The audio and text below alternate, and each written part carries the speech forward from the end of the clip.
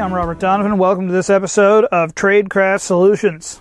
Do any of you have friends who are kind of compulsive hoarders, or at least nearly so? You know, you go to their houses and there are aisles between stacks of stuff, and you can't sit on couches, and you need to clear the chair to sit on the desk to work at the computer. Now, I have a few friends like this, and these are some dear friends who treat me like family, and I'm not going to embarrass them by using their names, but I do notice that shopping, particularly impulse buying, is kind of their escape mechanism.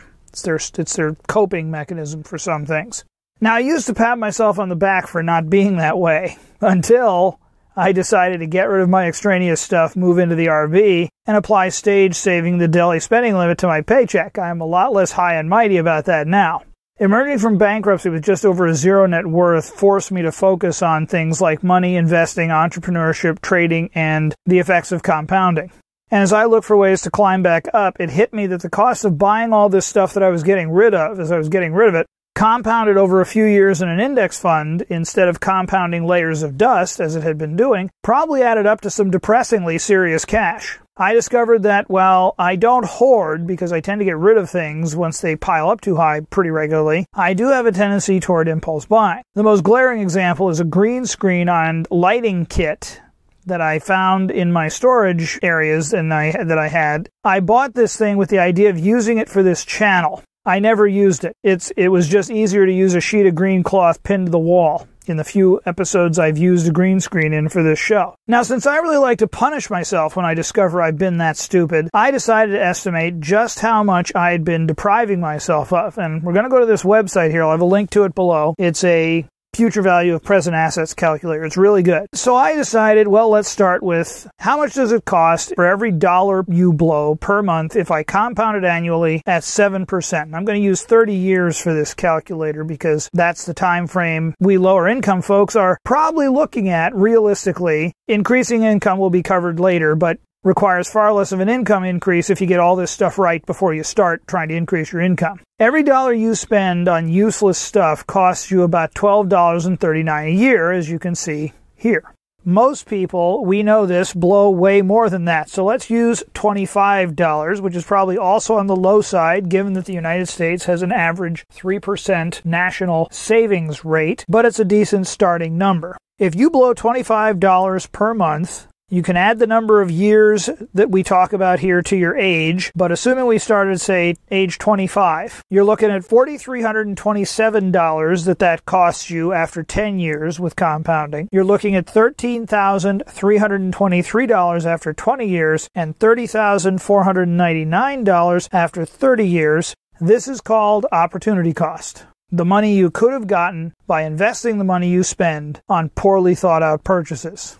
Once I realized I had this problem, I said, okay, let's see if I can't figure out some ways to avoid impulse buying. And the first principle is that the best way to save is not to spend in the first place. And the thing to remember about avoiding impulse buying, a lot of people think that doing this means you have to deprive yourself. No, you're not depriving yourself because this is all stuff you don't use. So I'm not going to miss something that I don't use anyway. It's a huge weight, and you may not even realize you're carrying it around. Here's what helps me.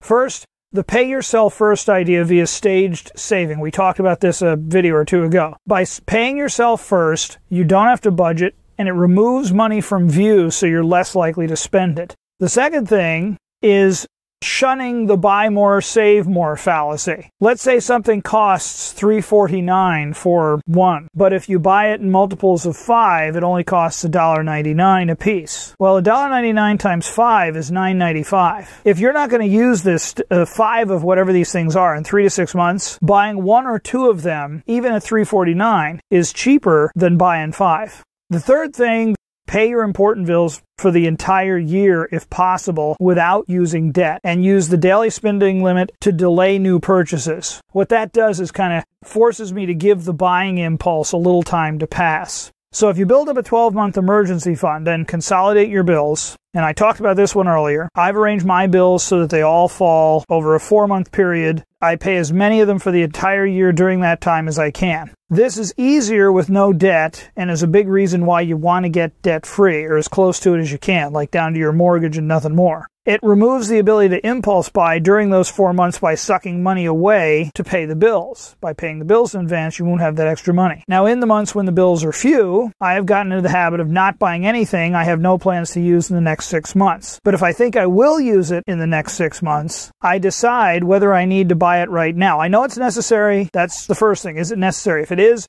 unless it's on sale at a really good price or offers really high value in some way, I'll wait either 1 week or until the daily spending limit would allow me to afford it.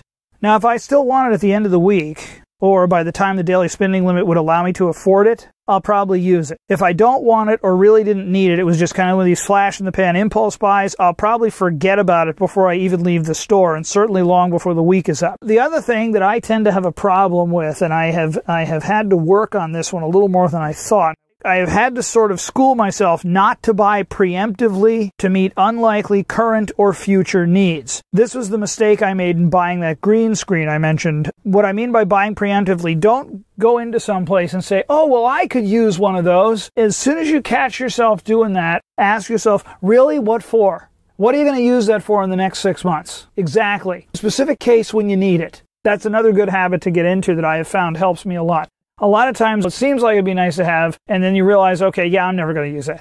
So the takeaways here, it's pretty simple. Pay yourself first to remove money from your immediate sight and use. Pay bills for the year or the longest interval possible to free up as many months when you can save, and always try to spend less than the daily spending limit in all months. Wait at least a week for the daily spending limit to cover anything you have for use within 3 to 6 months, or have a use for within 3 to 6 months. And finally, don't buy preemptively to cover future needs that have not happened yet. Wait until you actually need something, unless it's on sale for some ridiculously low price that you know it would cost you way more if you waited, and you're sure you're going to need it within the next 6 months. And again, if you don't need it in the next 6 months, even if it's in that great sale price, don't get it, because odds are, if it's that far away, you'll probably get a chance to get it at a decent price again. So those are basically the impulse buying avoidance strategies that I have developed in the course of figuring out how to make all this FIRE stuff work on a very low income. So please let me know in the comments below if you think any of these will work for you, if you've tried any of this, and tell me how they work for you. I'd love to hear that. If you want to see more content like this, comment, like, and subscribe. If you do subscribe, be sure to click the bell icon so you won't miss any new videos when they're uploaded. And welcome to any new subscribers who may have joined us. I really love it that people are taking an interest, and I hope that I am providing something useful for you. Definitely comment, like, and subscribe. Let me know what you think of this material. And as always, may the balance of your day be awesome.